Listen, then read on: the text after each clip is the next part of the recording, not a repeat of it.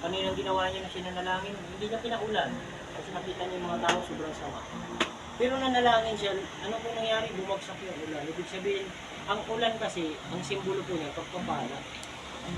Amen? Pagpapala ang simbolo ng ulan. Bakit? Kasi pag umulan, mamumunga yung mga banal. Diba?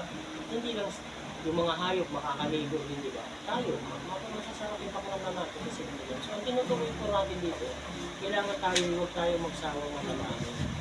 Kaya, kung available po kayo, pumunta po tayo dito ng private.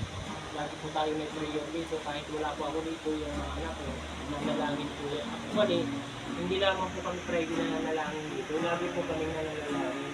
Gabi-gabi. Every 6 o'clock po yan, lagi po kami may prayer po dito. Kung hindi po kayo magsasawa, araw-araw tayong manalangin dito. Kami hindi po kayo magsasawa. Kasi bakit? Kasi ginagawa po namin yan, ugali na po lagi namin yung manalangin. At nakita po namin na kung itong ginawa po namin lagi yung panalangin, yung mga pangangailangan namin kami itutubay ng Diyos yun. Amen? Masarap kasi pag lagi mo nananalangin sa Panginoon. Ito ba yung pananalangin mo? Yung panalangin mo, anong kailangan mo? Gusto mo makapag-aral, lumapit ka sa Panginoon. Pagkakita mo, ipanalangin mo. Alam mo, dapat ipanalangin mo. Kaibigan mo, ipanalangin mo. Kung makilala sa Panginoon. Yung lugar nyo, ipanalangin mo. Kung magulo, ipanalangin mo. Malulungkot mo, ipanalangin mo. Ulit ka sa